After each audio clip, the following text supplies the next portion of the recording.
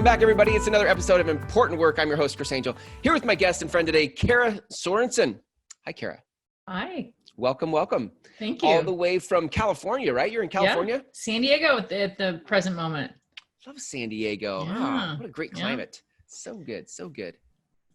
Well, let's talk about your work in the world, your important work in the world. If I asked you, if I just met you and I said, well, Kara, what's your important work in the world? What would you say? Gosh, that's a really good question. You know, I help women connect to the wisdom of their body so that they can thrive and get on with the more important things in their lives. Mm-hmm. So, you know, I help them overcome cravings, hormonal imbalances, weight gain issues, and anything that's keeping them from living a happy, healthy life. Got it. So, yeah. Your background, by the way, you have degrees, right? In things like nutrition. Can we talk about that? Or is that like... Absolutely. Yeah. So I started off with a BS in dietetics, which is human nutrition. Mm-hmm. And then I got a master's in science in human nutrition. And then I was crazy enough to go back and study Chinese medicine for 4 years. No way. So I didn't know that. That's awesome. I have quite an eclectic background. And so I practiced acupuncture with nutrition for years. And then I found coaching, and that's when everything really shifted. So what do you mean you found coaching? Well, I had a classmate who was doing the coaching program, the CTI coaches training. Is it international? I can never remember.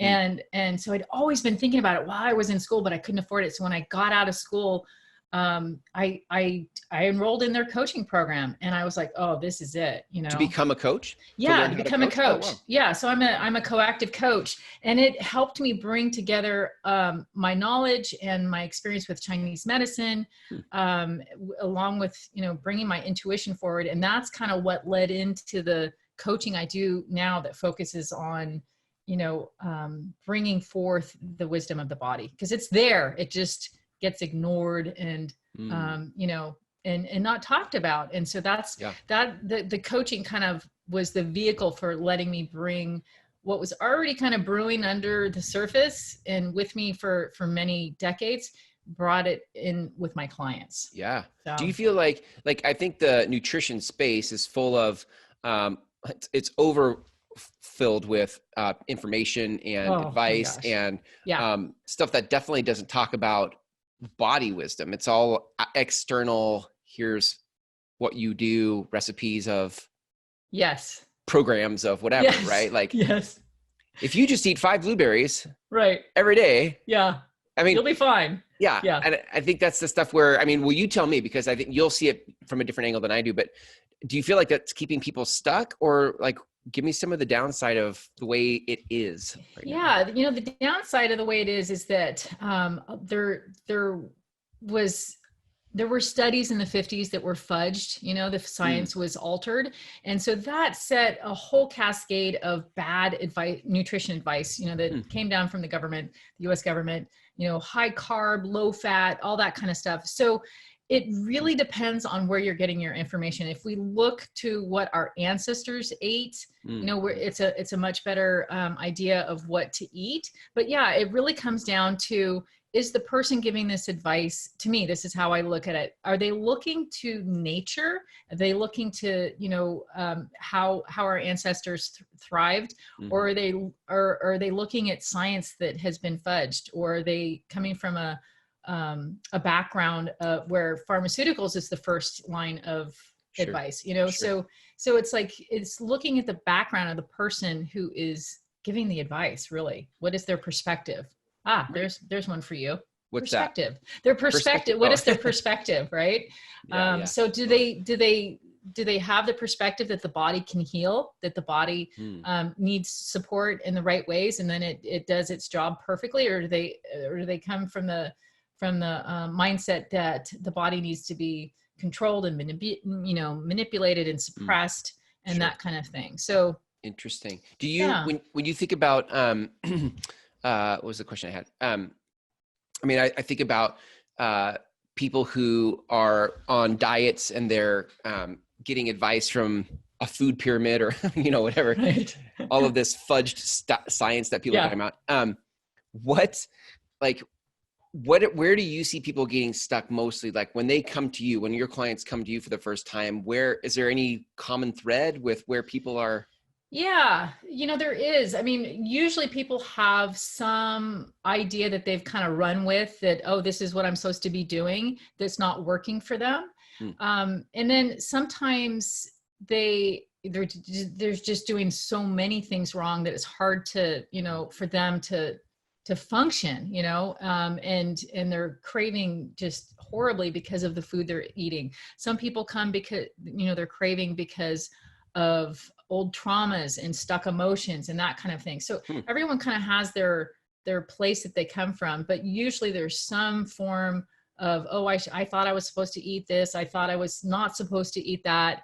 And usually when I tell them, yes, you can eat that, there's just like this huge sigh of relief of like, oh, finally, so yeah, most people have an idea of what they should be doing that is a lot either more restricted or just a lot further from nature than they could be, you know? Yeah. Is it when I hear things like our ancestors, and I start to think obviously of paleo, as like, are you a paleo fan, or are you like, or is it not about that for you? I did paleo when it was all the rage way back when. And it got me so far. And then it was like, oh, actually I needed more carbs and less protein than what paleo. So it got me pretty close, and just using my own intuition and what I knew about food in my body, I got pretty close. But then like that extra 5% tweak where I added back fruits to my diet, changed everything, and it's like, you think, well, it got my metabolism working in a way that had never worked properly. So I had horrible hypoglycemia as a kid. Like I was the kid that would eat, and an hour later I was like crying and, I'm hungry. And my parents are just like, well then eat more, when you're at the dinner table. And I do that, and it didn't work. And so when I found out what foods were perfect for me in the right combinations, it just changed everything. My hypoglycemia went away. I stopped having to carry around food everywhere I went because I was afraid of a blood sugar crash, and getting weak. So yeah, it really, when I found out what was perfect for me in the right combinations, and that I actually could eat some carbohydrates, which, I couldn't do before, without the right combinations and that information. Once I was able to change it, it changed everything. So what were some of the things you noticed? Your energy lasted longer. You said you didn't have to carry bags of food around with you. Like what other did you notice? Yeah, I could go stretches of time without eating because I was burning fat instead of sugar for my primary metabolic, fuel. Food allergies went away. I was having like left-sided kidney pain and gallbladder pain with every meal I ate. I was getting headaches with every meal I ate, and I was eating completely organic, paleo, perfect. Like if you look at it, what is suggested, but it just wasn't working for my body. This is the kind of stuff that I feel like is so important, because I think a lot of people who at one point in their life were brave and courageous to take on their food things, and they bought a book or watched a thing and then made some decisions about their food and bought organic. Like they did all the things right, and it didn't. All the things. Right? Yep. All the things, and it didn't work. Yeah. And they're like, what? I mean, like, yeah, like what? It must be me. Yeah, like maybe I'm broken, or maybe it doesn't work for me, or nothing works, or right. Yeah. And so then when people get to that spot, how do they start? Like once somebody gets to that spot, what's the thought process? How do you feel about yourself? How do you feel about? Well, geez, when that happened with me, I was really worried. Like, oh my gosh, if I'm getting headaches with everything I'm eating, and all the, experts I'm going to aren't able to help me, like what's going to happen, So yeah, I found out what foods helped me, and pretty much immediately learned that system myself, because I was like, oh, this is a game changer. And what I love about it is that it's personalized for each person. So like whatever issue is going on, it's gonna balance things. And that's what I love. I like bringing out the wisdom of that person's body, not just bodies in general, because there is general things that we can all benefit from and learn from, right? But sometimes we have to be super specific, especially if there's a disease process going on, which there was for me. So and for a lot of my clients, they've got some major health issues going on. So how do you actually get in there and start to figure what's going on with individuals? So it's basically taking a blood chemistry panel, just a basic metabolic panel, and then ordering their personalized food plan. So yeah, it's based on their health history, their body size, that determines, how they're burning their fuel, that kind of thing. So they get a personalized plan, and then that starts the metabolic healing and the hormonal healing. And then once they're starting to feel good, then they can start experimenting of like, okay, what other foods can I eat that balance me, and what other, and then we can work once that is all taken care of and they're getting the nourishment they need and their blood sugar is balanced, then we can work on the stress and the emotions that drive them to eat. But before that, there's just too much noise, and it's is that craving from what they're eating, or is it from, an old trauma, is it emotional? But it just kind of clears the field. So we just know that they're not going to lose muscle mass. They're not going to, be out of nutrients, which is so scary when people go on to restrictive food plans and diets and that kind of thing. I love the idea that we all have our own like set of foods, like that. I don't know how you said it earlier, but like that I would have my own like thing, like these are my foods. And that's a really cool, I don't know, I've never thought about it that way, but it's a cool way to think about it. Yeah.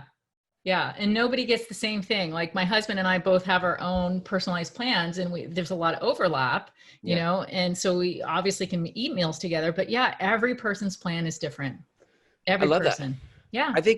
I think for so long, food has been, especially, I don't know if this is an American thing or not, but I feel like food has been about entertainment. Food has been about fun. Yes. Versus food being about fuel. Mm-hmm. And so like to start to think about what things make me feel good, what things sustained me is a conversation I didn't have for most of my adult life. Cause it was like, well, what looks good? What am I craving? What am I interested in?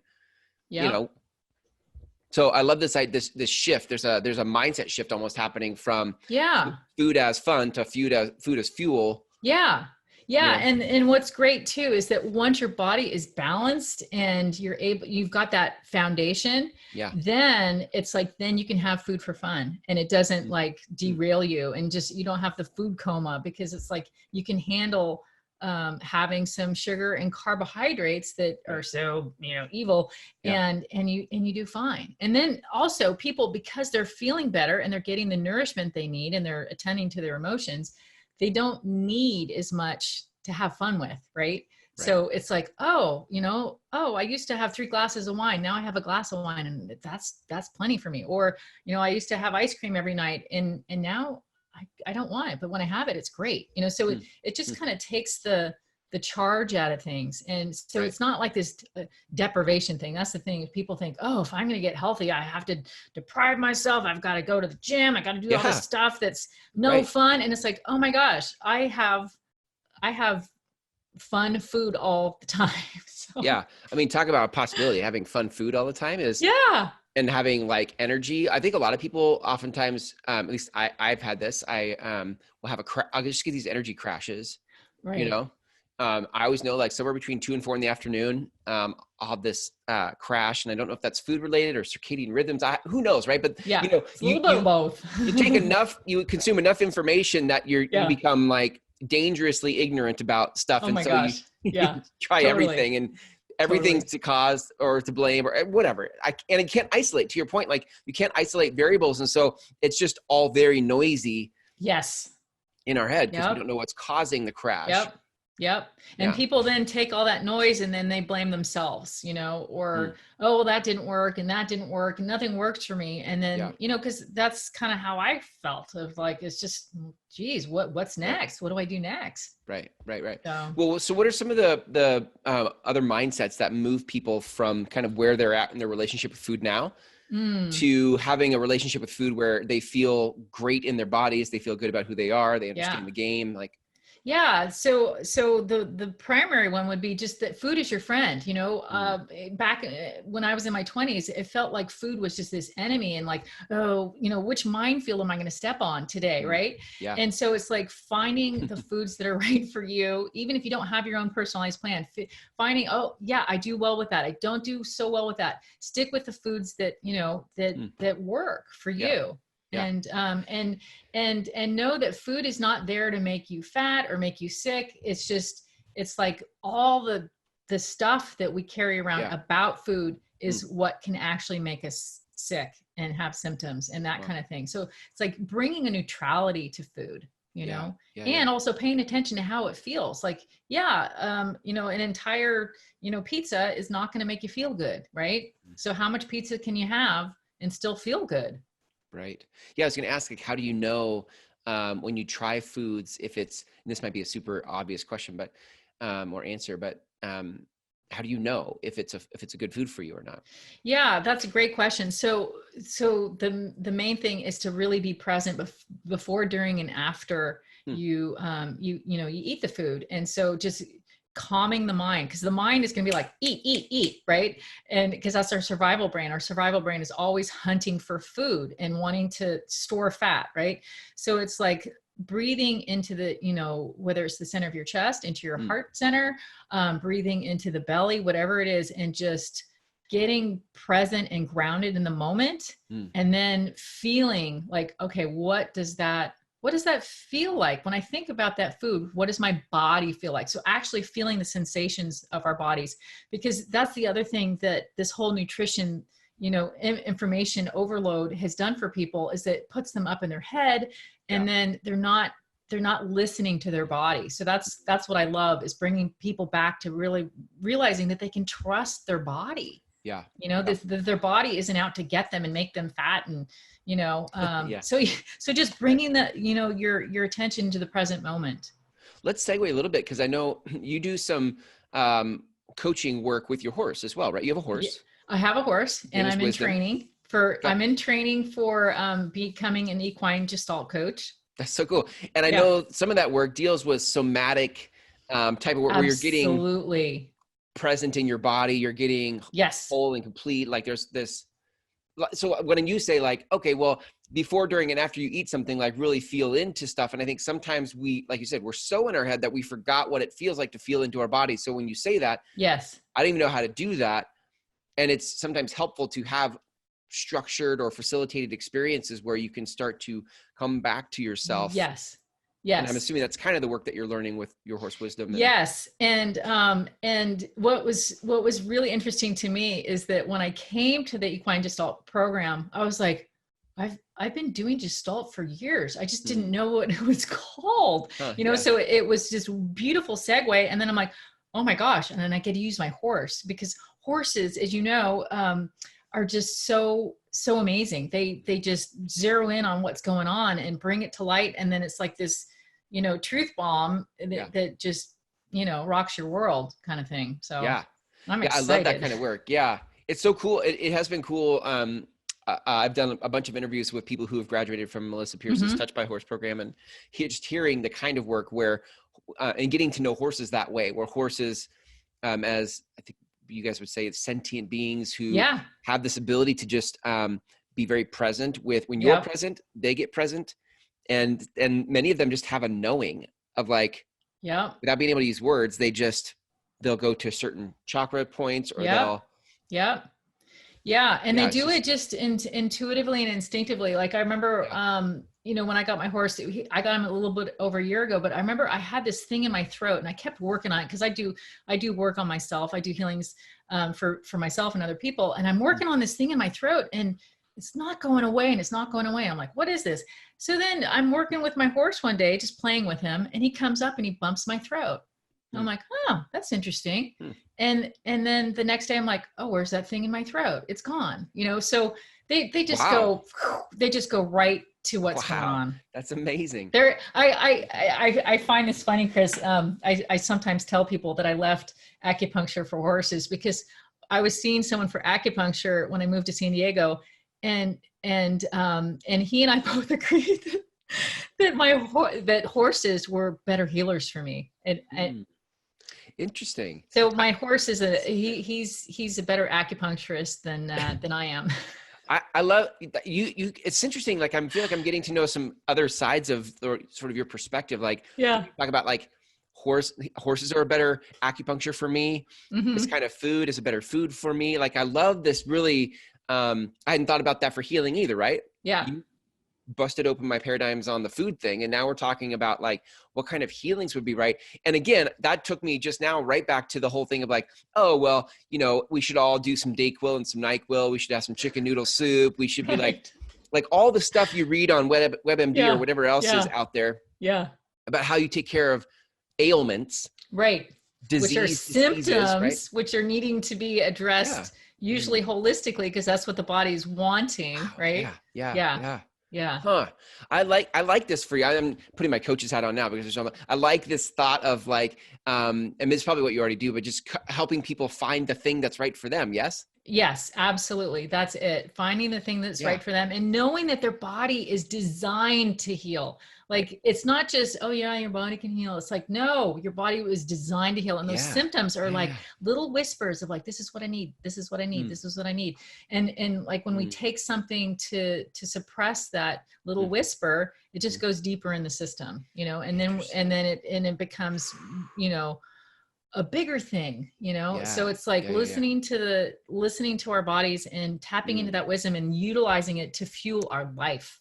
Do you know, do you ever listen to Abraham Hicks? Oh yeah.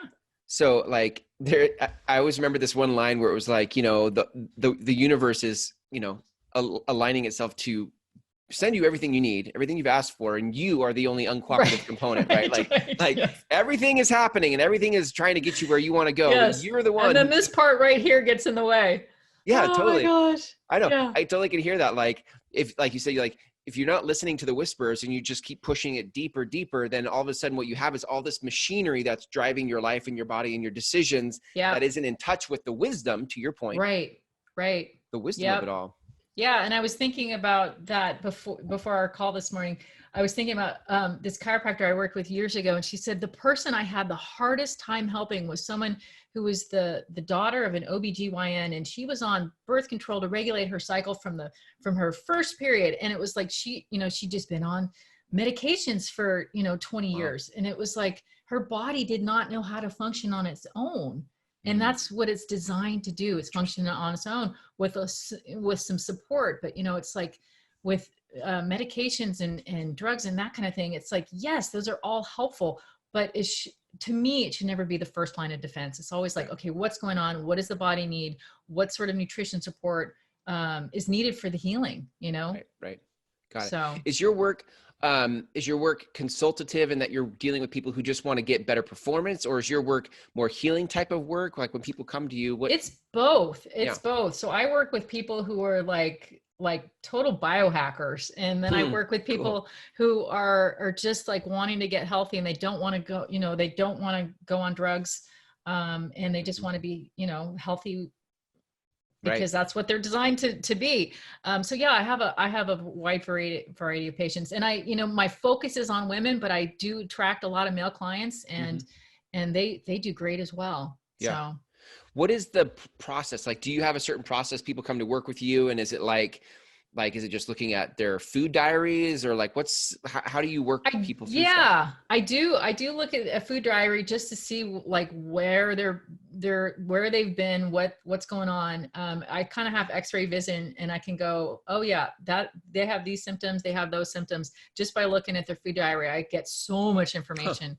And it's not a judging thing of like, oh, you're doing this wrong. It's just like, oh, what's what have you been doing? Yeah. And then, we do it, depending on the person, sometimes people's cravings and their stress is so high that we've got to do some sessions to, help with that so that they can actually follow their specific food plan, and eat the foods that their bodies need. And then some people are just ready to jump right on in and go for it. But I work with them along the way so that whatever kind of comes up, whether it's like, oh my gosh, I've lost all this weight, but now I'm afraid that I'm going to gain it back. Or I'm afraid that when I start having treats, because first we balance the metabolism, and there's a time where, you just don't have any fun foods. And it's like, oh, I'm afraid that when I do that, I'm just going to go off the rails and never come back. So I'm always supporting them to get to the root of what is creating those, quote, symptoms. Because it's just another symptom of like, oh, there's an imbalance there. There's something that needs support. So yeah. And then they just go as far as they want in their healing. Some people it's quick. Other people, they have more to work on, and it's totally and completely individualized. Right. Yeah. So, I get that from this conversation that, and I love that, because I think what feels like is broken. I used to see this in marketing. I mean, where I sit, I'm in a marketing position. I have a marketing agency, and I have my marketing shows. And so I'm always looking from a place of like, what was broken in the marketing industry, or has been, is that it's a one size fits all. Oh, you just run Facebook ads, or you just do 5 to 7 posts on Facebook a day. And and it's like, it comes off as this formula. Yeah. Because I think people it gives our brains linear logic to think through a formula. Totally. But you play that card too many times, and pretty soon people have consumed a bazillion formulas, and they get skeptical and cynical about the work of formulas. And I think marketing, just like nutrition, it's a personal thing. You have to figure out where you're coming from. And it's in both situations, people disconnect from themselves when they listen to outside advice. And it's like finding what works for you, listening to the experts, taking in that information, but really feeling like, what is it for me? Because it just, like, from what I've learned from your work, is like, what is my truth? What works for me, not what's working for these other people. And it's the same thing with nutrition, very much so. I love that. It's so good. I love that. Well, if people want to reach out to you and learn more about what you do, or even work with you, hire you to help them in their own path in nutrition, how do people connect with you? My website's probably the best way. I'm on Facebook, but is Kara Sorensen, KaraSorensen. Yep. And then my website is karasorensen.com. And you have a new podcast out in the world. I do, and it's called Body Wisdom. Hey, so people could follow you along there too. They could kind of track with the different things you're saying there. Yep. Body Wisdom. I love my podcast. I've tried so many different forms of sharing information, and the podcast and the videos on Facebook have been just a game changer for me. So I love sharing my truth. So not so that people can swallow it whole, but so that they can help them figure out what's right for them, and learn from my mistakes, because I've made plenty of mistakes. Yeah. Nice. Thanks for going before us and sharing that back. I appreciate that. Yeah. That's so good. Awesome. Well, you guys can catch Kara's show, Body Wisdom, on where is it at? You do it on Facebook, but where is it on the podcast directory? It's on the podcast directory. Perfect. So you can go to Apple Podcasts. Is it on Google Play or Stitcher? No, I haven't done that yet. So by the time you guys are hearing this, Kara will have submitted it to Google Play or Stitcher. So if you don't have an iPhone, then you can go do that. But you guys should all just get iPhones anyway. So Kara, thank you for hanging out with me. I love the work you're doing. It's so cool. And I'll see you in the future. But until then, take care. Thanks, Chris. Do you have important work in the world? We can help you produce a show just like this one and get your message out in the world. Go to mygroundswell.com to connect with us now.